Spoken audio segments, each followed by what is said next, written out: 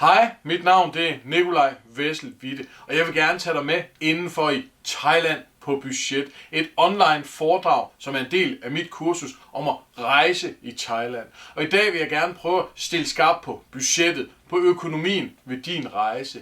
Det er ikke fordi jeg skal bestemme, hvor mange penge og hvordan du skal bruge dem i Thailand. Men jeg vil godt hjælpe dig med at se, hvor kan du spare penge? Hvad er det egentlig, du kan gøre for at få mest mulig rejse for dine penge.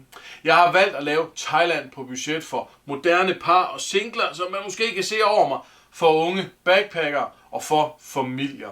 Lige i dag, der tager vi og kigger på det for familier. De fleste tricks kan jo bruges ligegyldigt hvem man er og hvordan man rejser, men hver gang så stiller jeg den lige hen på, hvordan familier bedst kan gøre det. Fordi vi tænker jo selvfølgelig lidt forskelligt, alt efter hvilket sted i livet vi er på vores rejse. Og det er klart, det afspejler sig også i vores rejse i Thailand. Så i dag snakker jeg om Thailand budget for familier. Men hvis du kommer ind på kurset, skal du også nok finde det for singler og modne par og backpacker osv. Så tager vi alle delene med. Men inden vi sådan helt går i gang, vil jeg lige have lov at præsentere mig selv. Mit navn det er Nikolaj Wessel-Witte, og jeg elsker at rejse. Jeg har rejst de sidste 30-40 år efterhånden. Det er måske lige at overdrive. Det passer vel egentlig meget godt efterhånden. Så i rigtig mange år har jeg rejst rundt i hele verden, og jeg elsker at rejse og synes det er fantastisk spændende. Ud af uddannelse, der er jeg uddannet filosof med speciale i kinesisk filosofi, særligt daoistisk sprogfilosofi, som det så ud for 2.500 år siden, men det er en helt anden historie. Mine rejser, hvis jeg må lige have lov at kort remse dem op, så har jeg rejst i over 2.000 dage i alle de beboede kontinenter, omkring 75 lande, godt og vel er det blevet til. Jeg er ikke så meget for at tælle lande, men lad nu det ligge. Så nu når vi skal snakke om Thailand, så vil jeg jo godt lige sige, hvad så med Thailand?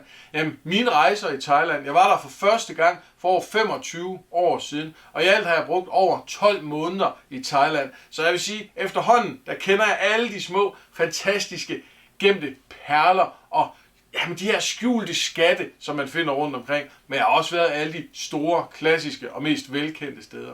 Jeg har rejst med rygsæk, med kuffert, jeg har rejst alene, sammen med venner, eller sammen med min kæreste, sammen med mine børn og min familie. Jeg har rejst på alle mulige forskellige måder i Thailand, og det glæder jeg mig til at fortælle dig om.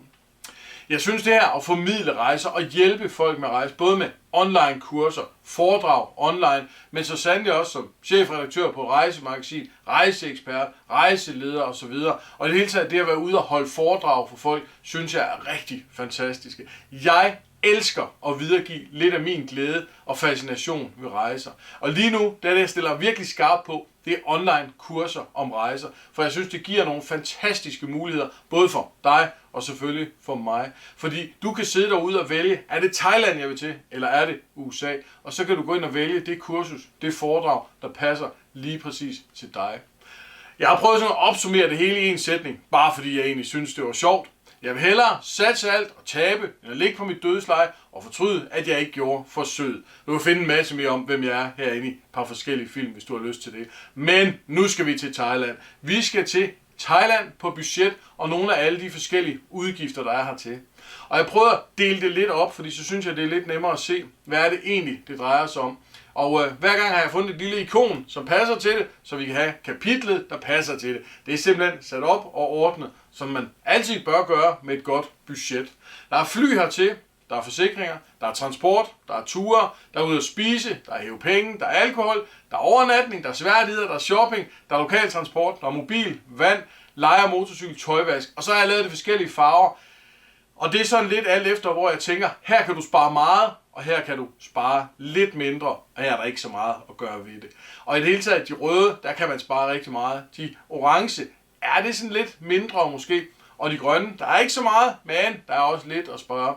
De to sorte, de sådan står helt for sig selv uden for kategori.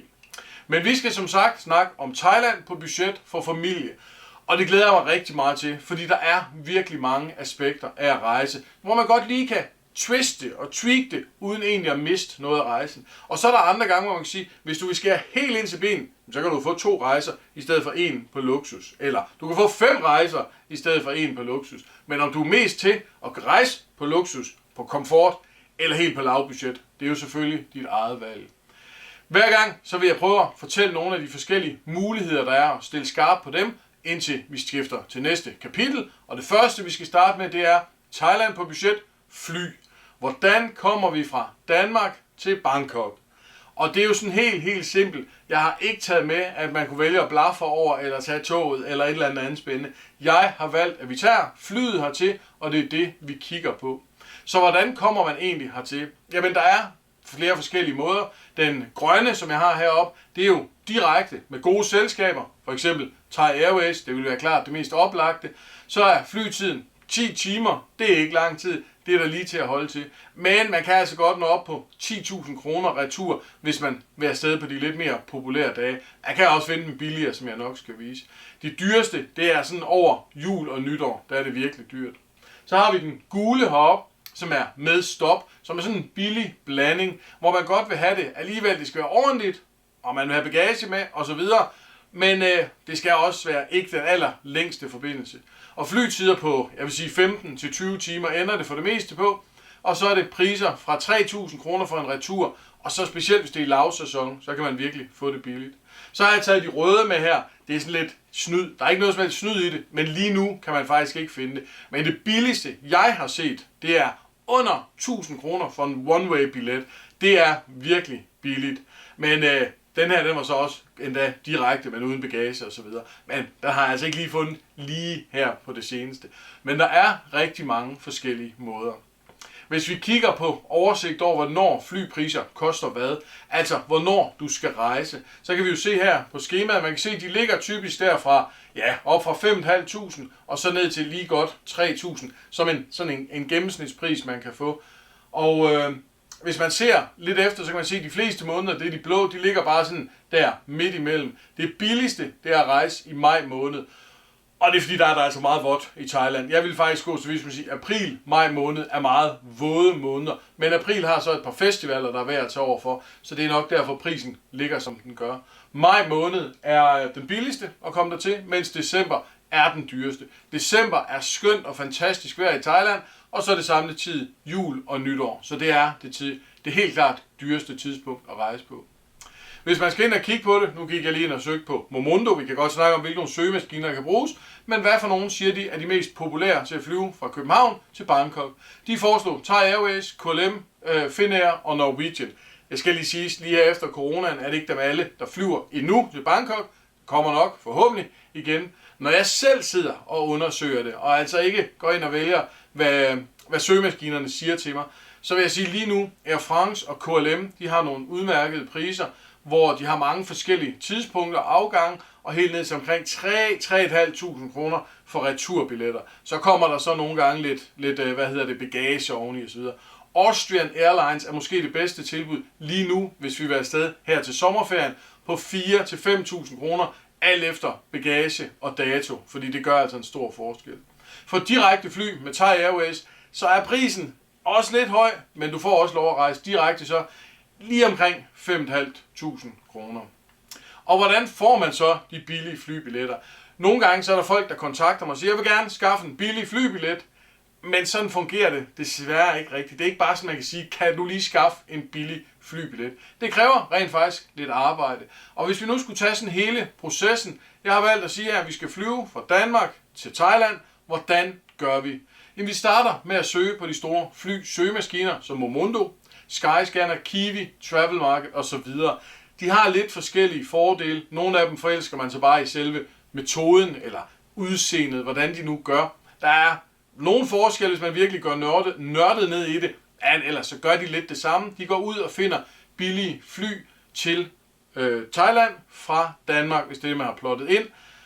Så handler det om for dig at være fleksibel. Lad være med at have låst dig fast i, jeg skal afsted i industriferien, eller jeg skal afsted i påskeferien, eller hvad det nu skal være. Desto mere fleksibel du kan være, desto billigere kan det være. Og jeg ved godt, at det giver andre udfordringer, men hvis vi nu bare snakker om den billigste, så er det gå ind og være mest muligt fleksibel.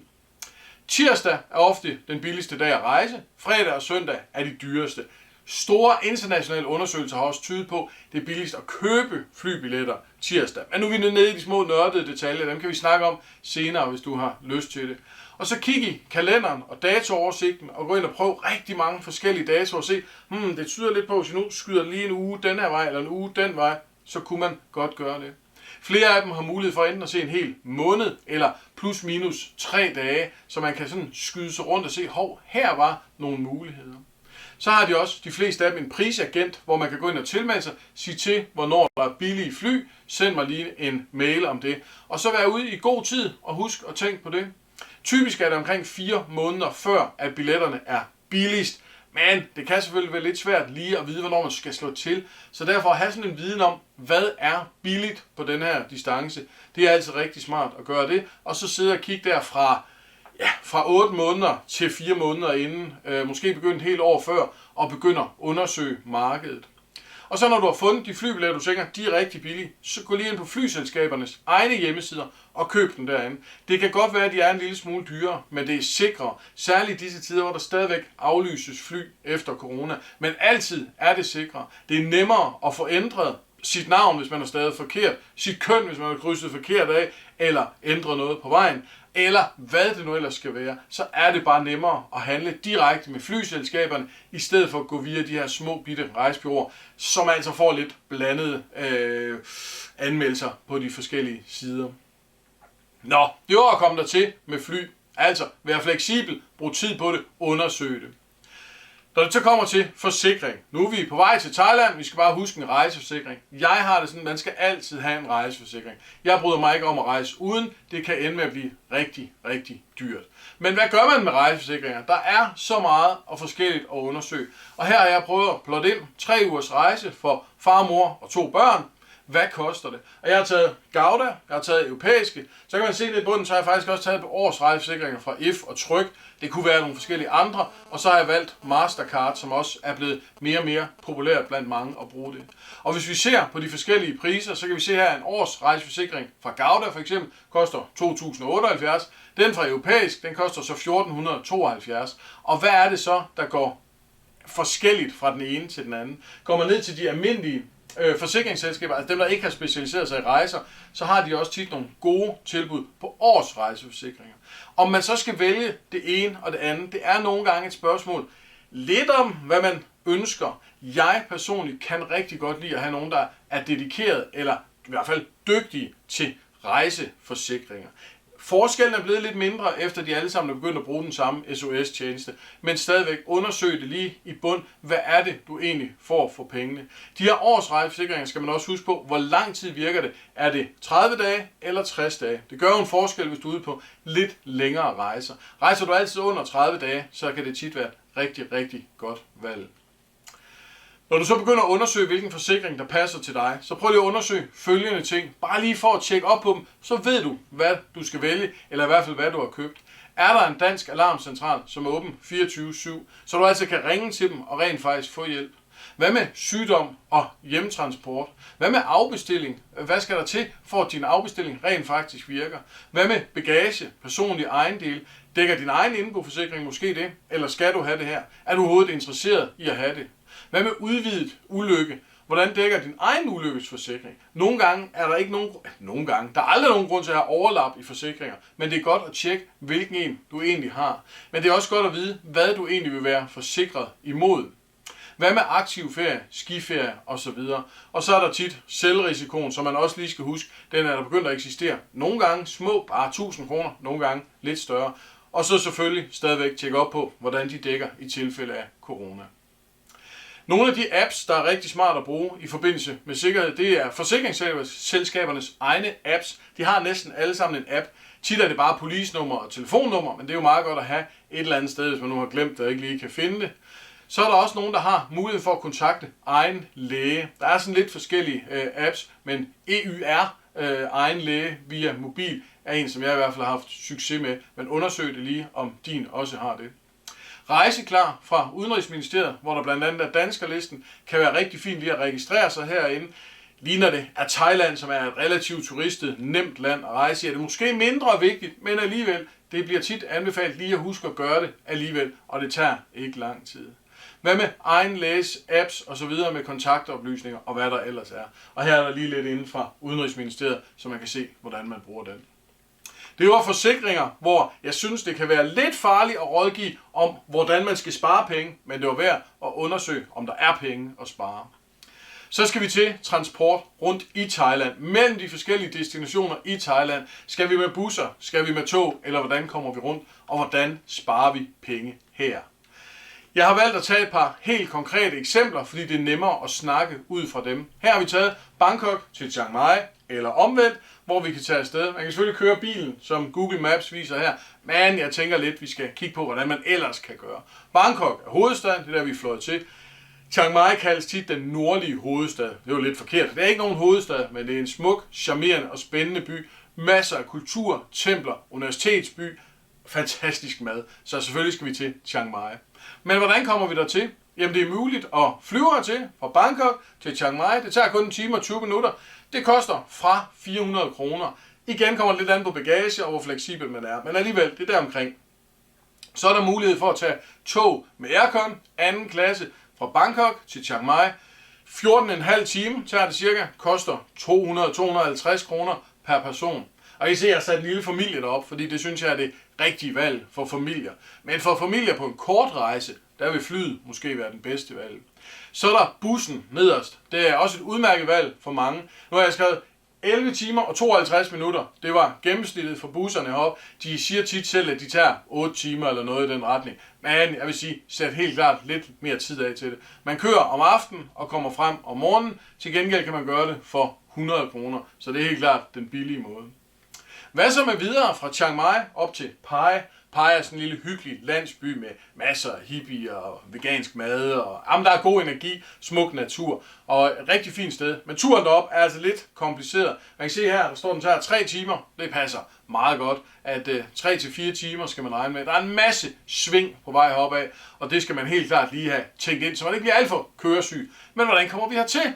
Man kan tage minibussen, den tager 3-4 timer, koster 50-60 kroner, og så får man billet i den, og så kører det op. Bum, ikke mere af det. Så kan man også vælge at lave privat transfer. Altså, det er egentlig bund og grund en minibus. Du hyrer bare hele minibussen, så den kører. Når I har aftalt det, så tager den en smule kortere tid, for den skal ikke samle andre op, og det koster omkring 600 kroner. Hvad med taxa direkte fra hotel til hotel? Det tager også kun lidt kortere tid, og så koster det måske 300-400 kroner, hvis du kan få en privat til at køre dig. Man kan tit gøre det en lille smule billigere, hvis man lige finder en taxa, der gør det. Igen, kigger vi budget, jamen så er vi selvfølgelig op på minibusbilletten. Men hvis man nu siger, at den er 60 kroner, lad os bare sige det, og så ganger den med 4, jamen så bliver det jo 250 kroner. Så er vi utrolig tæt på taxaen, og så kunne man næsten lige så godt lige gå ud og se, om man ikke kunne undersøge det. Det er jo selvfølgelig ikke det billigste, men for en familie vil det nok være det rareste.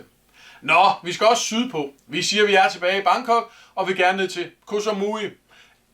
Thailands anden største ø, den største over i Golfen, og en smuk, dejlig ø, masser af strande, god mad osv.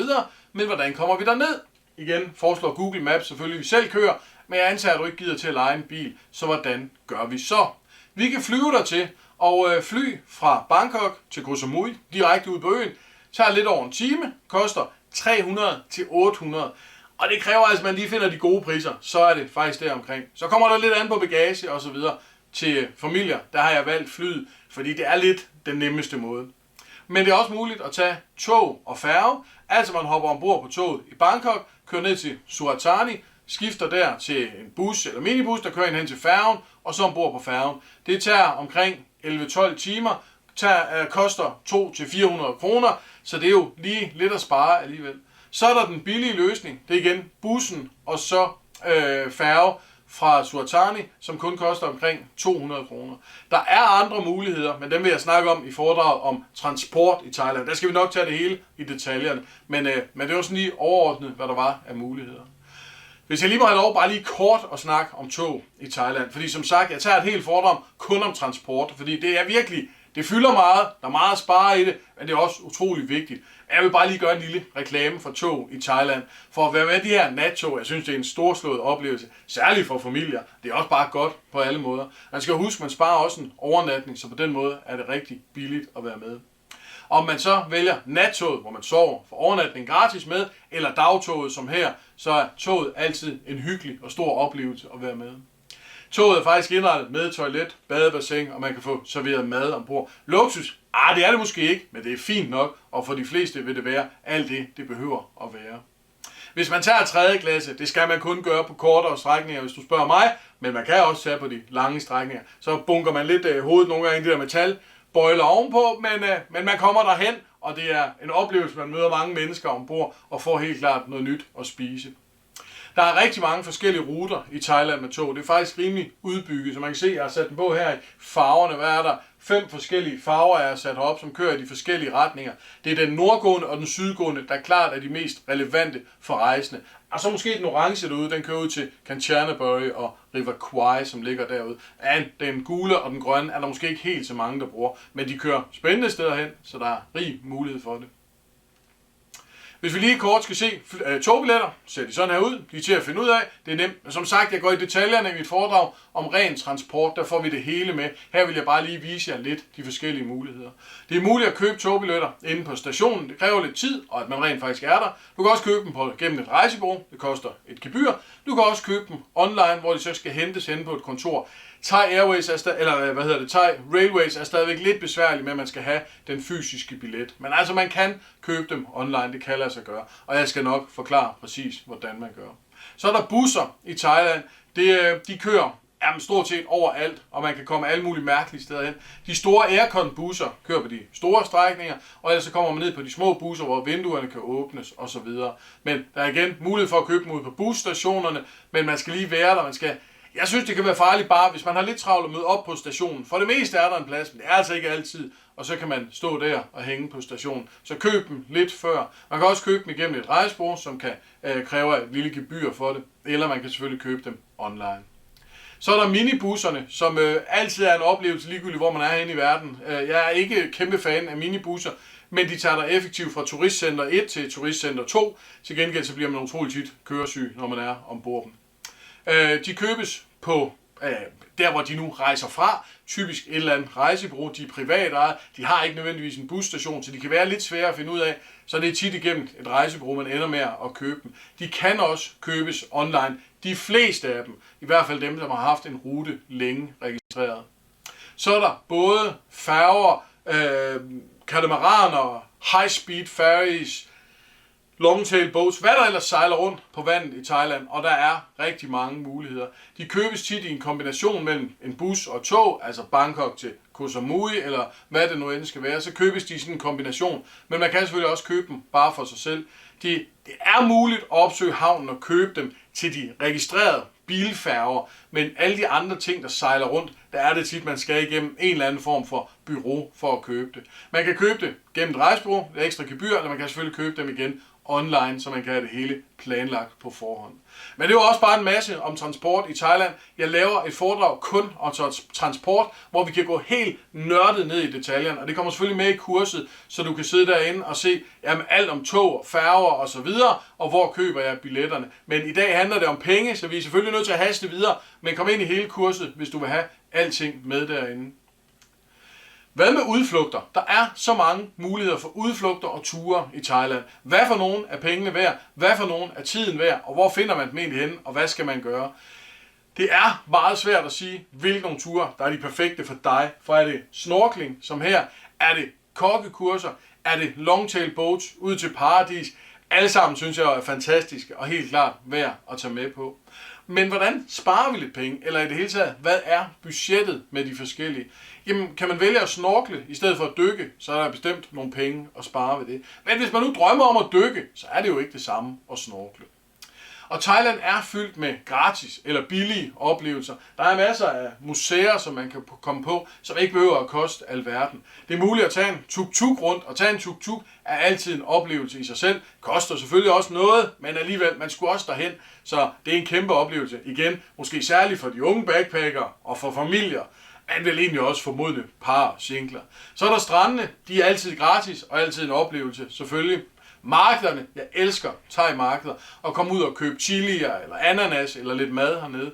Og så er der de gamle ruinområder.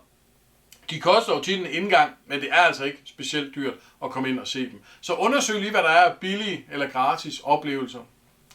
Og hvordan gør man så for at spare penge? ja, man kan jo prøve at se, om man ikke kan klare det hele selv. Måske bare ved at tage en bus eller bil derhen, og så spare det. Men, og så kommer det ind, fordi jeg snakker jo her om budget for familier. Og som familie er det altså nogle gange skønt, at alt er organiseret. For man kan selvfølgelig godt skulle ud på gaden og lede efter en taxichauffør. Og har man rejst i Thailand i 25 gange før, så er det nok det, man gør, og værre er det ikke, og egentlig nemt nok. Men hvis man ikke er vant til det, eller har kort tid, så kan det godt være, at man vil have tingene til at klappe, og så kan en tur være en rigtig god idé. Den anden side er, at en guide kan give en god indsigt i thai-kultur og fortælle endnu mere, i hvert fald hvis det er en god guide. Og så sparer I selvfølgelig en del tid, fordi det er organiseret, man ved, man skal bare møde op i morgen kl. 8, eller hvad det kan være. Men det vigtigste er måske at udvælge, hvad er vigtigt for jer. Hvilke nogle af turene er vigtige. Og lad være med bare at tilkøbe dem alle sammen og sige, hvilken nogen. Måske også lad være med at tilkøbe dem direkte på hotellet, men til gengæld gå ud til små rejsebureauer eller igen online. Man kan også undersøge, om det skal være private ture, eller i små grupper, eller hvordan det skal være. Der kan også være en del at spare. Modsat kan det også være, at I elsker at være på privat tur, så er det selvfølgelig værd at vælge. Få en del anbefalinger, inden I bare vælger, hvilket bureau det skal være. Men altså, de kan købes online på forhånd ved forskellige bureauer, som jeg nok skal komme ind på. Hvis man skal give et par enkelte anbefalinger, ting som jeg synes har været rigtig spændende og godt med familie, så er det kokkeskole. Det er også landsbyer og etniske minoriteter. Kunsthåndværk synes jeg er fascinerende. Homestay er en god mulighed. Snorkling og dykning giver næsten sig selv. Det vil rigtig mange gerne på. Og så er det hele taget skræddersyede ture til vandfald, til templer, til markeder, som passer lige ind i jeres interesse, og hvad I ikke har fået set i Thailand endnu. Hvis man skal give et par tips til at gøre det på budget, så er det at undersøge, er det noget, jeg kan gøre selv? Behøver jeg have en guide med hele vejen, eller kan jeg netop bare nøjes med transport? Hvad får jeg egentlig for pengene? Nogle gange smider de en vandflaske med, eller et eller andet, og får det til at lyde, som om man får en hel frokostbuffet. Eller er der frokost med? Kunne det være lidt spændende, at der er noget god frokost med ombord? Er det godt, eller hvad er det? Kan jeg købe turen lokalt, eller skal jeg købe den igennem et dansk rejsebureau? Det gør selvfølgelig også en forskel. Husk helt klart, det er ok at have en stor sikkerhed i, at det er booket på forhånd. Her snakker vi budget, og ikke nødvendigvis, hvad der er det bedste valg lige præcis for dig. For det kan godt være, at du helst vil booke det igennem dit rejsebureau, så er du sikker på kvaliteten og alt det der. Men så betaler man selvfølgelig også en lille smule for det. Nå, vi skal videre. Vi har mange kapitler i Thailand på budget, og nu skal vi snakke om ud og spise. For hvordan er det egentlig med at komme ud og spise i Thailand? Der er jo milliard steder, man kan spise, både på gaden og på restauranter, små restauranter, fancy restauranter, på stranden, luksus, det ene og det andet. Der er så mange muligheder. Jeg elsker Thai street food, og der er alt fra pad thai eller kyllingelår, som man kan købe på gaden, til små bitte restauranter, der rent faktisk har borde og et par stole dernede. Priserne er fra 5 kroner til 20 kroner. Man kan se et par eksempler her, for nu siger jeg fra 5 kroner, men man kan jo se deroppe, der kan man få grisekød og sticky rice, pork og sticky rice, 5 baht per ting. Så hvis du kan leve af det, så har du altså fået et aftensmåltid for 10 kroner. Det må man da sige er billigt. Gå væk fra turiststederne, fordi er det selv sagt altid dyrere. Kom ud i de lokale områder, der er det billigere. Kig efter renhed, og kig efter, hvor de lokale køber deres mad. Så finder du ganske gode, sunde, nærende og steder, du bestemt ikke bliver syg. Der er masser af street food i Thailand. Morgenmad, en ting vi jo alle sammen skal have. Nogle steder er det inkluderet på hotellet. Hvis det er inkluderet på hotellet, så har du tit jo betalt en god del for det. Hvis det ikke er inkluderet på hotellet, så synes jeg ikke, det kan betale sig at tilkøbe det på hotellet. Hellere have valgfriheden. Små restauranter kan tit lave noget morgenmad ude på gaden eller lige i lokalområdet. Måske for en 10-20 kroner per person. Men hvis det skal virkelig spares, så gå ind i 7-Eleven og køb en portion ris. Køb en yoghurt. Køb en bolle med et eller andet. Køb det derinde, så sparer du selvfølgelig på det. Og det er jo lidt alt efter, om man har lyst til at skulle sidde ned og spise, gerne vil hjem på restaurant, eller hjem på hotelværelset, eller hvor du vil spise. At det er selvfølgelig også hyggeligt på ferien at gå ud og spise morgenmad, og man kan altså få det rigtig billigt ude på mange små restauranter. Et andet tip til at finde noget billigt, spændende og god mad, det er inde i shoppingcentre. Man tænker måske ikke, det skulle være billigt derinde, men man finder de her food courts. Altså jeg snakker ikke om store restauranter, slet ikke om amerikansk fast food, men de her food court, hvor de lokale kommer ind og spiser. En hel etage er typisk sat af til det, eller en halv, hvor man kan komme ind, og der er så meget mad at vælge imellem. Tit rigtig god mad, overraskende god mad, og til ganske udmærkede priser. Selvfølgelig altid lige undersøge det, men det er tit muligt alle mulige steder. Særligt i sådan noget som Bangkok og i Chiang Mai, men det findes altså rigtig mange steder. Så er der natmarkederne, det er altid en oplevelse. Både at være på markedet, men også at spise hernede. Og man kan få alt muligt fra frisk grillet fisk til burger, til pad thai, til alt hvad du ønsker, stort set kan man finde inde på et natmarked. Og det er gode priser, og så er det lige direkte her, man sidder og spiser. Se igen efter de steder, der er aktive, hvor der sker meget, der sælges meget, der kommer mange mennesker. Fordi så er der god udskiftning i maden, så ligger den ikke og bliver for gammel. Så kan vi måske også lige tage et par råd om, hvad man ikke skal gøre. Man skal ikke sidde direkte på stranden og spise turistmad. Det er min søn, der sidder der direkte på stranden og spiser en burger. Så sige, man aldrig skal gøre det, er måske at overdrive. For nogle gange, specielt hvis man har børn med, kan det være det, de kræver. Og så andre synes måske bare, det kan være fantastisk indimellem at sidde direkte på stranden. Og sidde direkte på stranden, det skriger næsten turistpriser. Men nogle gange er det bare værd at få lov at sidde der. Men hvis det skal være billigt, så er det bestemt ikke her, du skal sidde og spise. En restaurant, går du ind og spiser der, jamen så har vi priser fra 20 til 50 kroner at spise for. Så har vi en mellemklasse, så er det 30 til 100 kroner. Er det nede på øerne i Thailand eller turiststrandene i det hele taget, så læg 50 til 100% oveni for at finde din pris. Vestlig mad koster stort set altid mere at købe. Thai-mad, lokal mad, som de lokale også spiser, er billigt, men er det lavet til turister, særligt vestlig mad, så koster det altså en del ekstra. Frugt kan købes, og en fantastisk dessert eller mellemmåltid kan købes som hele, det er det billigste, kan købes som udskårne, det er det mellemme, kan købes som fruit shakes, det er rigtig lækkert, men også den dyreste måde at købe det på. Så husk en masse frisk frugt, men det billigste, det er selvfølgelig at gå ned på markedet og købe hele frugten. Det var lidt om mad og ud og spise. Det skal vi også nok snakke mere om i et helt særskilt foredrag, bare om mad. Men her har vi så mange kapitler og har fokus på penge. Og nu kommer vi decideret til penge. Hvordan gør man egentlig med penge i Thailand? Og hvordan kan vi spare lidt penge? Her er jo masser af thai-baht ud over det hele. Det er egentlig utrolig nemt og så utrolig kompliceret. Nu har jeg valgt den. Lad os lade være med at gå fuldstændig til ekstremen, hvad du skal gøre ved det, og bare tage sådan helt simpelt, hvad er det nemmeste at gøre. Der er gebyr i din bank for at bruge et Visa-kort. Det er et Visa-kort, de fleste har. Det er 30 kroner. Der er også desværre kommet gebyr i Thailand på at hæve penge. Mellem 40 og 50 kroner koster det derover. Det vil sige, at de her gebyr til sammen bliver de her 70-80 kroner hver gang du hæver. Typisk må de fleste af os hæve 2.000 kroner per gang. Gør det. Hæv dem alle sammen. Lad være med at klathæve. Fordi de her, det koster det samme hver gang. Så går du ind og hæver 200 kroner. Har du stadigvæk betalt 80 kroner for at få 200 kroner? Det er det med dyrt. Men har du hævet 2.000 kroner, så giver det omkring 4% per hævning. Det er da en del trælse penge, men de er svære at komme udenom. Man kan medbringe kontanter og veksle dem, men det giver samme pris, sådan cirka, eller endda endnu mere for det. Så findes der lidt forskellige Visa-kort, som kan gøre det billigere, men hvis du sådan helt almindeligt bare har et Visa-kort, så husk det nemmeste du kan gøre, det er at huske altid at hæve 2.000 kroner ad gangen. Og hvis du køber noget, nogle steder står der, vil du vælge lokal valuta eller din egen valuta, altså Thai-baht eller danske kroner, så vælg Thai-baht. Det er en bedre vekselkurs hver gang. Du kan også betale online for hoteller, for noget transport, hvis du køber det online, og så kan du bruge dit plastikkort ind i 7-Eleven eller supermarkeder. Men lad være med at bruge det, synes jeg, alle mulige fjollede steder nede på en strandbar, hvor de går væk med det og sådan noget lignende. Ha' lige styr på det, ellers kan det lynhurtigt blive meget dyrere. Men som sagt, hvis du virkelig vil gå nørdet i, hvordan man kan spare penge, så er der muligheder, men det her det er sådan de mest simple måder. Så skal vi snakke om alkohol. Alkohol, strand og ferie, de hænger jo en lille smule sammen for rigtig meget. Og en beer sing, eller en singerøl, som vi ser her, det er jo indbegrebet af Thailand. Og det forstår jeg godt, fordi de er ganske udmærket. De er kolde, og det er strand og ferie. Men når man sidder herude på stranden og sidder og nyder udsigten og bølgerne og lige kaster i og drikker en øl, hvad betaler man så egentlig for den? Og hvor får man øl til den bedste pris?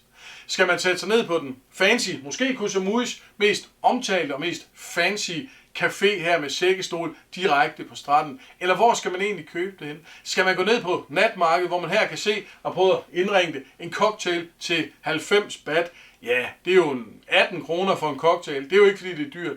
Men så har jeg også sat på her, hvad koster vand? Hvad koster en sodavand osv.?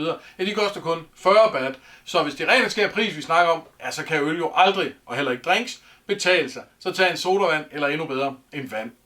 Hvis vi kigger ind i en tilfældig menu, som jeg lige slår op på her, så kan man se, at du får en vand for 15 baht. en lille smule dyrt. Det er 3 kroner for en vand, men det er sådan en rimelig typisk pris. Du kan også få en øl. Du kan se, der er en skråstreg imellem 55-100 baht. Det er en lille øl eller en stor øl. Så det vil sige, hvis du drikker en vand, så koster det 3 kroner. Tager du en øl, så koster det altså de her... Ja, hvad bliver det? Det bliver en 12 kroner for en øl. Så det er sådan lidt for at se, hvad forskellen er. Hvis man til gengæld går ind i en 7-Eleven og siger, at jeg skal have en øl, jamen så er vi nede på 35-40 baht, altså en 7-9 kroner for at købe en øl. Mens på en bar, ja, der koster de så de her 10-24 kroner, og op efter selvfølgelig, men deromkring. Mens på en restaurant, alt efter hvilken restaurant det er, 10 kroner til, nu har jeg skrevet til 59 kroner, er det sådan det dyreste, jeg lige har set. Og det man kan se her på billedet, der kan man jo se lige ved siden af 7-Eleven, der sidder de sælger dem. Mange, hvis du vil spare lidt penge og bare have en øl, kan jo gå ind i 7-Eleven, købe en øl, sætte dig ned på stranden og nyde den. Så får du en øl, du får strand, du får sand i skoene osv., men du får det lige besparet. Og så har jeg lige sat med, bare lige for god ordens skyld, navne på øl i Thailand, Singa, Chang og Leo. Det er sådan de 3 store. I det hele taget, hvis vi lige prøver at regne på øl, fordi det betyder jo selvfølgelig meget for mange. Så hvordan regner du det ud? Jeg har sagt 2 voksne tager 2 øl hver om dagen på en restaurant. Jamen lad os sige, at man giver 100 baht for en øl. Det tager dem 2 gange. 2 forældre. Det giver 100 gange 2 gange 21. Vi er på 3 ugers ferie. Det giver 8.400 baht, eller omkring 1.650 kroner. Og for 1.650 kroner har I altså fået 2 øl om dagen hver. Er det dyrt? Er det meget? Er det lidt? Ja, det er jo op til dig, men det er i hvert fald prisen for en øl på restauranter. Det eneste, som der virkelig kan slå hul i budgettet, det er, hvis man tænker, jeg skal have europæiske, belgiske øl. Det koster altså, så betaler man altså virkelig derefter, som man kan se her. Og så er vi oppe på de her 30-40 kroner for en øl i et supermarked. Så det synes jeg, der er en lille smule peber. Men det kan man selvfølgelig købe, hvis det virkelig er det, man trænger til. Men der er så mange kapitler, og vi skal jo nå lige forbi dem alle sammen. Overnatning i Thailand. Igen, jeg skal nok gå i detaljerne af et helt særskilt foredrag, men lige nu snakker vi om økonomien, budgettet for overnatning i Thailand. Og hvad kan man få? Ja, de billige hoteller. Igen snakker vi her om en familie, der tager ud og rejser. Hvor kan man sove? Kan vi rent faktisk sove her alle 4? Er der 4 senge, eller kan vi sove 4 i en dobbeltseng, eller hvordan skal det være? Det skal man selvfølgelig lige gøre op med sig selv. Hvor mange senge er det, vi har brug for? Og det er forskelligt fra familie til familie. Skal vi have aircon? Igen er det forskelligt fra familie til familie, men mange vil godt have aircon. Det er selvfølgelig billigere, hvis man ikke har det. Her har jeg klart vist et af de billige værelser, som vi har boet på, som ikke kostede over 100 kroner. Så er der en køjeseng og en dobbeltseng og ikke andet. Jo, der er et gammelt fjernsyn i et fængsel, men ellers er der egentlig ikke noget. Skal bad og toilet være privat? Skal der overhovedet være varmt vand osv.? Det kommer ind i spørgsmålet. Men her er vi nede, jeg vil sige fra 100 til 200 baht, fra 100 til 200 kroner per nat er sådan realistisk rent faktisk kunne bo for, hvis det er på budget. Hvad hvis der så skal være pool eller morgenmad inkluderet? Jamen så begynder vi jo selvfølgelig at snakke lidt opad i budgettet. Og hvis man kigger på de her mellemklasse hoteller, det er dem, jeg vil sige, fra 200 til 500 kroner, der får man virkelig meget for pengene. Man kan virkelig få nogle lækre steder at bo. Og det er klart, desto højere man går op, desto lækre bliver det. Sådan er det altid. Men fra 200 til 500 kroner per nat, der får man, synes jeg, ganske gode, gedigne mellemklasse hoteller. Med en pool, med et hyggeligt sted, et ordentligt værelse, man rent faktisk kan være i. Hvis man vil bo samme sted i længere tid, altså, nu har jeg skrevet en dag, en måned, en uge, men prøv at undersøge prisen, prøv at se forskel. Nogle gange de steder, der kan koste 700 kroner for en dag, kan måske koste, ja, hvad ved jeg, for en uge, og måske kan det for en måned komme helt ned på 200 kroner per dag. Altså, vi kan gå meget hurtigt nedad. Nu lige det her sted, som jeg har billeder af her, er rent faktisk et, som vi bookede for en måned for at bo samme sted, fordi vi fik en fantastisk pris. Og det der, vi havde hele 2-etagers hus med alt, hvad vi drømte om, swimmingpool, og jeg ved ikke hvad, for 200 kroner per nat. Og hvordan får man det? Ja, vi bookede det for en hel måned. Vi bookede det uden for højsæsonen, og så var vi fleksible. Vi skrev til dem og sagde, hvornår kan det lade sig gøre? Vi kan godt skyde det en uge eller 2 i den ene og den anden retning, det er ikke noget problem. Men hvornår kan det lade sig gøre?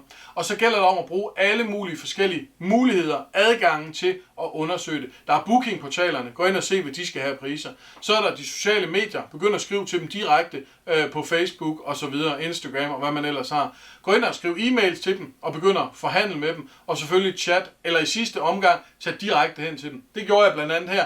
vi havde fundet en god pris sammen. Så tog jeg hen og kiggede på det og sagde, men hvad nu hvis vi, så kan vi gøre sådan og sådan, hvad kan vi så få af pris? Og så endte vi på en rigtig god pris, nemlig 200 kroner per nat for at bo her. Og gøre det sådan, og tage hele vejen igennem det. Hvis man vil være der i lang tid, så kan det klart betale sig.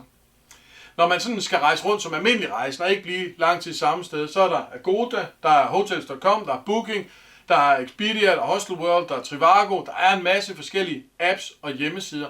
Og nogle gange giver de altså særlige tilbud på apps, så man kan godt tænke, nu sidder jeg og ordner det på computer, men tjek dem også lige på deres app. Det er selvfølgelig lidt træls, og det tager tid, altid.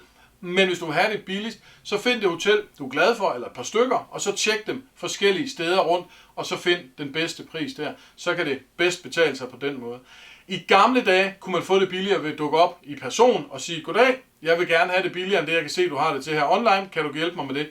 Jeg synes, det er meget, meget svært efterhånden. De bedste priser, dem får man online. Så book det der, og så kom hen og bo det sted, som du har valgt. Men hvad, hvis vi så skal kigge på det, fordi det er meget nemt at sige, jamen det koster så meget, og vi skal bruge sådan her. Og nu har jeg jo sat de her 3 ugers ferie, som man kan se oppe i det øverste regnestykke, hvor man siger, det øverste fine hotel deroppe, det koster 1000 kroner per nat. Det nederste billige, det er nede på 100 kroner per nat. Og man kan jo godt sige, jeg vil have det lækre. Det vil vi alle sammen, men hvad er forskellen i pris? Og så prøv at sige, at du sparer 900 kroner per nat bare på hotellet. Det vil sige, forskellen i det øverste, det er 18.900 på 3 uger. Er det meget eller lidt for at bo i paradis, eller bo på en luftmadras på gulvet? Ja, det er jo selvfølgelig forskelligt fra familie til familie. Hvad hvis man var oppe på et halvt års rejse? Det var bare for at sætte det virkelig på spidsen. Så giver det en besparelse på 162.000 kroner. Det er jo fuldstændig vanvittigt. Men det er for at prøve at tænke det ind, når du skal til at skrive dit budget op. Men vi har flere kapitler, vi skal igennem i Thailand på budget. Vi skal nemlig til seværdighederne. Jeg vil kun lige tage dem sådan kort, fordi der er ikke så meget, vi kan gøre ved dem, enten lad være med at tage ind og se dem. Men der er et toprissystem, desværre i Thailand, hvor rigtig meget har en pris for thaier og en anden pris for udlændinge. Vi kan blive sure på det, eller bare glemme det og sige, sådan er det bare. Vi kommer ikke til at ligne en thai eller snakke thai sådan lige forløbigt. For eksempel Grand Palace er typisk af flere af de store seværdigheder gratis for thaier eller meget billigt, og så koster det 500 baht eller 100 kroner for mig som turist. Om det er urimeligt eller rimeligt, det kan man altid diskutere i evigheder. Men der er også masser af museer. Nu har jeg lige taget det her med. 3D Kunstmuseum i Chiang Mai koster 300 baht, 200 for børn, og tage derind og besøge det. Så der er masser af forskellige steder, men om man vil tilvælge dem eller fravælge dem, kommer lidt an på ens tid og budget. De fleste templer er faktisk gratis. De vil gerne have en donation, så put endelig lidt penge i donationskassen, og nogle enkelte steder koster de måske 50 baht, altså 10 kroner. Det er bestemt værd for at komme ind og se de her fantastiske templer. De fleste vandfald er også gratis. Der er nogle enkelte berømte, der koster en lille smule. Jeg har ikke fundet nogen, der decideret var dyre, men de dyre, eller de fine, berømte, største vandfald koster en smule, men alle de andre, de er gratis at komme hen til. Strandene er gratis, bare kom ned og bad her. Der er offentlige strande overalt i Thailand. I alle mine rejser har jeg fundet én strand, der koster penge. Ellers har der altid været adgang, så man kunne komme ned på stranden. Naturen er også gratis at komme ud og se den smukke, storslåede, fantastiske Thailands natur, der findes rundt omkring. Men nationalparkerne koster en smule. Her er det Khao Sok nationalparken, vi ser, og den kostede 300 baht for voksne, 150 baht for børn per dag. Og så havde man frit slag i vandfald og i søen og i se aberne og lege derinde. Altså det var på alle måder pengene værd, men naturen som sådan er jo selvfølgelig gratis. Der er også de her billige, små steder, som måske ikke er så berømte. Vi kan ned og se Turtle Conservation Center. Her kostede 5 kroner for voksne at komme herind, så der var Conrad og jeg en hel del gange. Og der er tit de her små steder, som bestemt er værd at tage med. Der er også de lokale steder, som zoologisk have og komme ind og fodre en giraf, eller lokale vandlande. I det hele taget alt, der ikke cater til turister, det er jo selvfølgelig meget billigere end det, som er stort og berømt og nemt at finde. Men det var også lidt om de forskellige seværdigheder. Hvad så med shopping? Altså, som I kan se, vi har mange forskellige kapitler, vi kommer igennem. Og jeg prøver at tage dem sådan bare for det vigtigste med, så kan vi altid tage alle diskussionerne om alle detaljerne bagefter. Fordi der er så meget at sige om alt i Thailand. Og der er weekendmarkedet i Bangkok, den største sted at shoppe. Der skal man forhandle rigtig, rigtig meget. Der er alle natmarkederne i Bangkok, i Ayutthaya, i Chiang Mai, Chiang Rai, i Hua Hin, på Samui, på Phuket. Der er natmarkeder over det hele, og det er altid sjovt. Dem oppe nordpå har flest souvenirs til gode priser, eller kunsthåndværk, eller hvad man vil. Men i det hele taget er der altid masser af spændende skrammel og gode ting, man kan købe herinde. Så er der selvfølgelig også shoppingcenter, når jeg skrev måske til jul. Det er jo et godt tidspunkt at tage ud og købe ind til alt muligt shopping til juleaften. Og Thailand gør bestemt noget ud af julepynten. Der er også muligt at købe alle de her forskellige ukendte mærker i Thailand, og der ved jeg, at man kan spare rigtig mange penge på tøj. Så går man ikke op i mærkevaretøj, men bare vil have noget billigt tøj til sig selv eller ungerne ind i et ganske almindeligt stort supermarked i Thailand, så kan man spare rigtig, rigtig mange penge. Hvad med elektronik? Det er mange, der spørger mig om. Generelt vil jeg sige nej. Det kan simpelthen ikke betale sig at købe elektronik. Man kan få nogle no-name produkter, der kan være fine, kan være noget skrammel og er billige. Men de store kendte brands, de er faktisk billigere i Danmark. Så lad være med at tro, at du skal ud og købe dit digitale spejlreflekskamera i Thailand. Det kan ikke betale sig. Men vi haster videre for at nå det hele. Hvad med lokal transport, når man skal rundt inde i byen? Altså ikke mellem de forskellige byer, men inde i byen. Som med tuk-tuk her, hvor lige kom lidt meget vand på gaden. Det kunne også handle om sæsoner, men vi snakker altså om transport. Der er Songtheos, som er dem her. Det betyder 2 rækker. Det er en pick-up med 2 rækker, man sidder inde i. De kan både hyres som taxa eller som bus. Så det skal man lige være sikker på, hvad man har hyret, inden man begynder at benytte dem. Hvis man tager dem som bus, så kører de egentlig også busruter og koster meget lidt. For at hyre dem som taxa, så er det minimum taxapriser, som de kører rundt for. Hvis man tager en tuk-tuk, de her trehjulede motorcykel-taxaer, de er jo helt fantastiske. De er en stor del af Thailand. Man kan ikke lade være med at elske dem. Man skal helt klart køre med dem, og det ved folk godt, så de er også dyrere end taxaer. Det lyder lidt åndssvagt, men det er de rent faktisk. Men de er også sjovere. Husk dog altid at aftale pris på forhånd. Som sagt er de dyre, og du får dem ikke ned på taxapris, men du kan godt få dem lidt ned i prisen. Så de er ikke altid pålidelige. Det virker også nogle gange en lille smule livsfarligt at køre i dem, og det er også lidt dyre, men det er en fantastisk oplevelse, så selvfølgelig skal du tage med dem. Så er der mulighed for at tage taxaer. Det bedste er altid at insistere på, at de skal bruge deres taxameter, så er priserne ganske fornuftige og billige. Det kan dog være svært ved alle turiststeder at få dem overtalt til at bruge taxameteret, og de kan godt bare stå og sige, nej, niks, det gider jeg ikke. Men gå ud på de store veje, lidt væk fra seværdigheden, så kan du altid hurtigt finde en taxa, der kører med taxameter, og så er det nemt med det.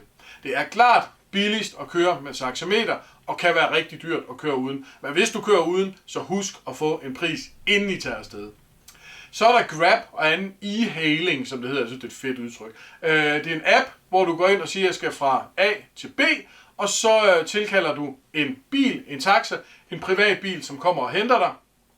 Det er den billigste måde at komme rundt på. Når du først har fået styr på appen, så virker det også super nemt og godt. Det virker perfekt i byer, i de større områder, ude på ude i uturistede områder, mens i turistområderne, på strandområderne, der bliver det boykottet af de lokale, og der er simpelthen en taxamafia, der nægter, at det kan lade sig gøre. Men er du i de andre byer, Chiang Mai, Chiang Rai og så videre, så kan det fint lade sig gøre, og det er super billigt og super nemt, når du først lige har lært at bruge den app. Så Grab og andre er rigtig, rigtig gode at bruge. Hvis du er i turistområderne, så er du desværre til noget for de lokale taxamafiaer. Her har jeg sat nogle priser op, fordi det er altså et af de steder, de virkelig præsterer og tager rigtig mange penge. Det er ikke dyrt i forhold til en taxa i Danmark. Nej, bestemt ikke. Men du har ikke andet valg. Du kan ikke gå ned og tage den lokale bus, for der er ikke sådan en. Nogle gange kan du godt forhandle de her priser, særligt igen, når der ikke er travlt uden for højsæson. Men som man kan se på nogle af priserne her, så løber det jo let op i 100, 200, 300 kroner for at køre fra det ene sted til det andet. Så det skal man selvfølgelig lige huske at tænke ind, og så lige finde ud af, er det for hele bilen, for en familie, så er det ikke så dyrt. Men hvis de lige pludselig har det per person, så kan det blive rigtig, rigtig dyrt. Rundt i de større byer, særligt i Bangkok, der er det værd at bruge offentlig transport. Her er det flodbådene, der er også Skytrain, og det kører som busser. Der kører også busser, dem synes jeg er lidt sværere, men har du mod på det, så brug dem endelig. Det er en billig, nem måde at komme rundt på, men man skal lige have styr på busserne. Men flodbådene og Skytrain er nemt at få styr på. Gå ned til floden, til et af stoppestederne, tager med derhen. Skytrain virker ligesom metroen og S-tog og så videre gør alle andre steder. Skytrain det er ikke helt så billigt som bådene og som busserne, men det er nemt og det er effektivt og kommer igennem myldretiden. Så det i sig selv er jo alle pengene værd. Lige en sidste her med transport i byerne, det er, at når du tager fra lufthavnen og skal ind til Bangkok, ind til byen, så husk at tage en taxa derind. Det synes jeg er den nemmeste måde. Husk at bruge de her maskiner, så du undgår snyd. Det er nemt, når du kommer dertil, men stop lige op og find ud af det, så du gør det på den rigtige måde. Vi går videre til næste punkt. Der er stadig masser af steder, vi kan spare penge i Thailand. Og motorcykel er et kapitel helt for sig selv. Om det er noget for dig, og du tænker, yes, motorcykel, så er det fint nok. Hvis du tænker, jeg skal altså ikke ud og køre motorcykel, så er det fint nok. Så tager vi bare lige et par minutter lynhurtigt her. Om du er ude og køre på sådan en rigtig motorcykel som her, eller bare en lille scooter, det er op til dig selv. Men der er nogle ting, du lige kan tænke igennem, inden du begynder at lege den. Få tjekket den godt igennem, at alt virker, som det skal. Gå rundt og mærk på den, se på den, få taget billeder af og skrevet ned, hvor er der nogle fejl, inden du får den lejet. Og lad være med at udlevere dit pas. Der er rigtig mange, der vil have pas som sikkerhed, for at du kommer tilbage med den. Lad være med det. Aflever nogle penge, det er næsten ligegyldigt hvor mange, men aflever nogle penge, eller et kørekort, et eller andet kopi af pas, hvad som helst. Lad være med dit pas, fordi det låser dig virkelig i en rigtig dum situation, hvis der skulle ske et eller andet. Men få den tjekket godt igennem, inden du lejer den. Og nu vil jeg ikke komme med en masse løftede pegefinger, men husk også lige det med, om din forsikring dækker, om du har kørekort, om du overhovedet kan finde ud af at køre, og så videre. Der dør rigtig mange i trafikken hver dag og hver år i Thailand, så lad være med at blive en del af statistikken. Tænk dig lige om, også hvis du bare har mindre uheld, så tænk dig lige om, hvad din forsikring siger. Men jeg gider ikke stå og have en løftet pegefinger. Det handler om penge, og hvad det koster at leje en motorcykel. Og de små her, de koster typisk en 20'er at leje om dagen, særligt hvis du gør det en uge ad gangen, så er de billige at leje. Du kan også nogle enkelte steder leje en motorcykel som den her med sidevogn. Den koster lidt mere, men så fræs rundt med ungerne der ved siden af. Det synes jeg er en helt fantastisk måde at opleve dele af Thailand på. Man kommer virkelig ud i naturen og kører og hygger sig sammen. Så har du styr på det, har du mod på det, så gør det endelig. Men tænk dig lige om med alt det der, hvad det koster og hvad du afleverer inden. Har du sådan en drengerøvsdrøm om at køre på offroader op i Nord-Thailand? Ja, har vi ikke alle sammen det? Det ved jeg ikke. Det havde jeg i hvert fald. Så gør det endelig. Men tænk dig lige om, hvad din forsikring siger. Du har tilladelserne, du har kørekort osv., før du kaster dig ud i det. Der er også muligheder flere steder for at leje elcykler. Du kan også bare leje en ganske almindelig cykel. Det er lidt hårdt i varmen, men det kan lade sig gøre. Men der er også begyndt flere steder at være elcykler. De har jo den fordel, at det ikke kræver samme kørekort og samme tilladelser. De kan heller ikke helt følge med en motorcykel, men nede ved strandene og på øerne, der kan de simpelthen den rigtige fin hastighed, som du har brug for. Så det er klart også en god mulighed. Så vil jeg lige, som sagt, ikke komme med løftet pegefinger, men dog lige sige hjelm. Altid hjelm. Få den nu på. Og jeg har det dejlige billede, hvor der er reklame for, husk nu hjelm, og så kommer de kørende uden hjelm. For der er rigtig mange, der kører uden hjelm, men lad være med at være en del af dem, der kører uden hjelm. Nå, vi skal haste igennem, så vi når alle punkterne henad. Vi skal nemlig til vand. Endnu et godt sted at spare lidt penge. Man kan købe det i kiosker som her, men der er også de her maskiner, hvor man kan fylde sin drikkedunk op. Det koster virkelig ikke ret meget, og så sparer man miljøet for en masse plastik, masse vandproduktion. Og hvis man sikrer sig, at det er en maskine, der ser ren og pæn ud, så får man også ganske drikkeligt vand billigt. Man kan også, hvis man ikke vil det, købe det ind i supermarkederne, så er der trods alt en del penge at spare ind i et supermarked som her, i stedet for at købe det i kiosker rundt omkring. Den dyreste måde at købe sit vand på, det er selvfølgelig altid på en restaurant, hvor man kan se brugsvand, dansk vand deroppe, 30 baht, og en almindelig lille vand, 15 baht. Meget billigere selvfølgelig end i et supermarked, det giver sig selv. Men man skal jo have noget vand, så man skal have det ene eller det andet sted. Det handler mest om prisen. Nå, det var også bare vand. Jeg kan ikke lade være med at nævne det kort, men vi skal videre henad, nemlig til mobil data eller SIM-kort, eller bare det at ringe op. Det kræver et SIM-kort for at rejse rundt i Thailand, skulle jeg til at sige. Det passer selvfølgelig ikke, men det gør det en smule nemmere. Man kan købe de her turistkort, eller man kan købe forskellige andre planer og muligheder, der kan dække dig i alt fra 14 dage til en måned. Det nemmeste er at købe de her turistløsninger på under en måned. Den er måske lidt dyrere, men det er klart den nemmeste mulighed. Den billigste og bedste løsning er at gå ind i de forskellige shoppingcentre. Der er der de her telebutikker fra AIS og DTAG og True Move. Det er sådan de tre største. Gå ind i en af deres butikker, gå ind i alle tre, hvis du virkelig har tålmodighed, og så sig, at jeg skal være her så lang tid, hvilken plan vil jeg anbefale, så hør, hvad de siger. Så man kan se, der er skrevet, turistkortet koster omkring 600 baht for 15 dage, 30 gigabyte osv. Hvis du køber en dataplan til gengæld, så er det 400-900 bat, så kan du få 30 dage, og så alt efter hvilken hastighed det skal være. Så alt efter hvor lang tid du skal være der, kan det godt betale sig at gå derhen og købe det rigtige, eller netop bare købe turistkortet, og så sige, ved du hvad, det er ikke her, jeg gider at spare. Men du får den bedste service, de bedste muligheder inde i butikkerne. Vi hopper lige hen til et lille, sjovt sted og sparer lidt penge. Vasketøj. Fordi de fleste hoteller tilbyder vasketøj. Er man kun afsted, jeg vil sige, under 14 dage, så kan man måske have alt tøjet med. Men når man er afsted længere, så skal man nok have vasketøj. Hotellerne tilbyder det sikkert. Men det er garanteret også en lille smule dyrt. Hvis man kigger her, ganske almindelig lille vaskeri nede i en baggyde, så koster det 30 bat per kilo. Det er altså 6 kroner per kilo vasketøj. Det er virkelig ikke særlig dyrt at få vasket sit tøj. Men så skal du også lige gå rundt i gaderne og finde det rigtige sted, og hente det derhen igen. Mange bække små. Vi skal nemlig til at slutte af. Vi skal prøve at se, hvad det betyder, det hele. Når vi nu får samlet det sammen, hvad betyder det egentlig for vores budget?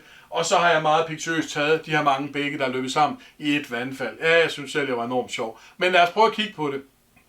Vi siger, vi er en far, en mor og 2 børn. Jeg har sagt 5 til 8 år. Det er fordi, det var mine egne børn sidste gang. Det er 3 ugers rejse. Hvad skal det koste? Lad os prøve at kigge på udgifterne og sige, vi tager luksusturen først. Flybilletter, forsikring, alle ting. Jeg gider ikke se og læse alle tallene op. Du kan jo sætte den på pause og kigge på dem, hvis du lige vil se alle detaljerne. Jeg vil kaste dem sammen i en bunke og regne det ud. 3 uger, 111.200 for far, mor og 2 børn i 3 uger. Det er luksus med alt inklusivt. Det er lækkert. Da man bor lækkert, man spiser lækkert, man flyver lækkert. Det hele. Ej, det er også en del penge. Hvad så, hvis vi går hen og siger, budget, altså sådan en mellemklasse. Vi skærer lige lidt ned på det. Vi flyver billigere, vi sparer i det hele taget over det hele og sætter lige lidt begrænsninger på alting. Hvad ender vi så, når vi slår det hele sammen? 33.300 for far, mor og børn. Det var trods alt noget mere rimelig pris. Det er selvfølgelig stadigvæk mange penge, det er det jo at rejse, men der er ikke mange penge for de fantastiske oplevelser, vi har fået med her. Okay, siger du, jeg vil gerne se, vi vil skære det helt ind til ben. Hvad kan lade sig gøre? Hvis jeg nu sætter tommelskruer på dig, Nikolaj, hvad kan lade sig gøre? Hvor billigt kan vi få 3 ugers rejse? Og nu har jeg virkelig skåret ned, men hvor vi stadigvæk rent faktisk rejser, rent faktisk får oplevelser ude og drikker vand osv. Hvad kan det koste? Så er vi helt nede på at kunne sige 15.900, altså 16.000 kroner for en skrabet budgetrejse i Thailand. Men det kan lade sig gøre. Du fik 3 ugers rejse i Thailand for en familie af 4. Det er det unden lynme billigt. Nå, nu har vi snakket en masse om budget, og du er sikkert i hovedet kører rundt, og du sidder og tænker, jamen hvad med det? Hvad med alt det der transport, og hvad med, hvordan booker man det, og hvad med de hoteller? Hvordan gør jeg egentlig der? Og ønsker du hjælp til det, eller ønsker du anbefalede ture? Vil du have nogle idéer til, hvor du skal spise, og hvad du skal spise? Vil du have de præcise navne og links, og alle detaljerne, altså hvor vi virkelig snakker helt i dybden? Jamen så har jeg faktisk lavet det her kursus om Thailand. Jeg har jo nævnt det før, og det er fordi, jeg har bygget al min viden sammen i et kursus, smidt det i en bunke med alt det bedste netop til dig, for at du kan få det hele med her. Det er rejseruter, hvor vi går i detaljen om, hvordan du skal sammensætte din rejse. Der er til forår, til sommer, til efterår, til vinter. Der er 3 rejseruter til hver sæson. Der er for unge backpacker, der er for familier, der er for par eller singler i alle aldre. Der er i alt 12 forskellige rejseruter, hvor jeg går i detaljen med hoteller, og transport, og hvad du skal se, og alt sådan noget. Du får det hele bare lige serveret, du kan bare vælge, hvilken en du skal bruge. Så tager jeg i det her budget, der går vi i detaljerne om budgettet. Vi har jo snakket om det meste nu her, men vi tager endnu mere med, og vi tager en masse spørgsmål og svar til alt det, du har om budgettet. Vi tager transporten og går i detaljerne med, hvordan booker du tog, hvordan booker du busser, færger, fly. Vi tager det hele med, og hvad du skal vælge. Vi tager selvfølgelig også overnatning og peger på de hoteller, der passer til dig, hvad end du er ung, backpacker eller en familie, der rejser. Hvad er dit budget, og hvad passer dertil? Jeg har lavet rejseruterne med mit valg. Jeg har også mulighed for personligt tilpasse til lige præcis dig. Det koster en lille smule ekstra, men jeg kan selvfølgelig tilpasse præcis dine præferencer. Jeg vil også snakke om maden. Hvad skal man spise? Hvor skal man spise det hen? Hvad er det her fantastiske thai-mad, og hvor finder jeg det hen? Og hvad skal jeg smage? Det kommer der et helt foredrag bare om det. Og hvilke nogle ture skal du på? Hvilke nogle vil jeg anbefale? Hvor finder du dem hen? Hvor booker du dem? Hvordan undersøger du, om du egentlig er en god tur, eller om det hellere er en anden, du skulle vælge? Skal du have guide med ned på markedet, eller ud til vandfald? Hvad med ned og se skildpadderne, eller på kokkeskole? Skal du ud på kajak eller kano rundt i mangroveskovene, eller hvad er det, du skal opleve? Jeg har også lavet muligheden for, at du kan få one-on-one 15 minutters afklaringssamtale. Med i kurset er simpelthen, at du kan ringe til mig, så snakker vi om, hvor du fortæller lidt om, hvad det er, du ønsker, hvor du skal hen, hvad du gerne vil. Er du mest til bjerge, er du mest til jungle, er du mest til strand, så kommer jeg med gode forslag til dig der. Jeg har også lavet den her eksklusive gruppe. Det er en Facebook-gruppe, hvor alle, der er med på kurset, kan komme ind i og spørge selvfølgelig hinanden, men selvfølgelig også mig, om alt muligt. Jeg vil kunne hjælpe, og alle mulige forskellige hjørner og kanter. Ved jeg alt om Thailand? Nej, selvfølgelig ikke. Det er der ingen, der gør. Men jeg ved rigtig, rigtig meget, og jeg vil rigtig gerne hjælpe dig med det. Hver af de her rejseruter får du også mulighed for at kunne printe ud. Du kan simpelthen gå ind og sige, yes, den her rejserute tager jeg, så printer du den ud med valg af hotel, transport osv. Alle de muligheder. Hele kurset og alle delene får du 1 års adgang til. Du kan simpelthen i 1 år gå ind og se alle videoerne lige så mange gange du vil. Du kan være inde i den eksklusive gruppe. Og inde i den eksklusive gruppe kan jeg også love dig, at jeg går live. Jeg går simpelthen ind og snakker en gang om måneden, enten om et emne, eller bare løst og fast og spørgsmål og svar, og der kan du spørge om alt muligt, og det har du adgang til et helt år, hvis du køber kurset. Du kan altid købe kurset i 2 år, hvis du har lyst til det, men som udgangspunkt har du et helt års adgang. Og jeg har sat prisen, der svarer nogenlunde til at købe en guidebog om Thailand. Du er klar, du vil afsted, du drømmer om Thailand, køber en guidebog. Men hvorfor ikke købe det her kursus, så du kommer mere i dybden og får det lavet lige præcis, som du gerne vil. Jeg har muligheden for at hjælpe dig, både på alle dine måder, jeg har nævnt her, men selvfølgelig også mere. Det kan være, det koster lidt ekstra, men jeg har muligheden for at hjælpe dig, så din rejse bliver helt personligt lige, som du ønsker det. Vi kigger på det hele i kurset om Thailand for den simple pris af 390 kroner. Og nu handler det om Thailand, så du kan også betale den i Thai Baht. 1915 Thai Baht, altså skal det betales kontant. Den danske pris kan du betale med MobilePay eller kontooverførsel, eller hvad der passer dig bedst. Så du får altså hele det her fantastisk, synes jeg selv, storslået, dybdegående kursus med alt det indhold om Thailand, hvor du virkelig kan komme i dybden. Så hvis du vil med på kurset, jamen det eneste du skal gøre, det er, ja, du skal sige ja. Du skal sige ja tak. Kom med herind. Du kommer som sagt ind i den eksklusive gruppe, hvor der er live udsendelser og alt muligt. 1 års adgang hertil. Og du skal bare i bund og grund gå ind på hjemmesiden foredragomrejser.dk. Du skal finde mig på Facebook, Nikolaj Witte, foredragsholder, eventyr fra i Globetrotterfamilien. Jeg har også lige sat linket op, hvis du ikke lige kunne finde noget at søge det. Og så skriver du bare en besked til mig. Du kan også sende mig en e-mail, hvis du hellere vil det. Så skriver jeg til dig, hvordan du betaler pengene, lukker dig ind i kurset, giver dig adgangskoder og det hele. Så send en besked til mig, så finder vi ud af det. Så snart du betaler pengene, så har du adgang til gruppen, ind til den eksklusive gruppe, hvor du kan starte med at spørge om det ene og det andet. Og selve kurset, det ligger simpelthen klar.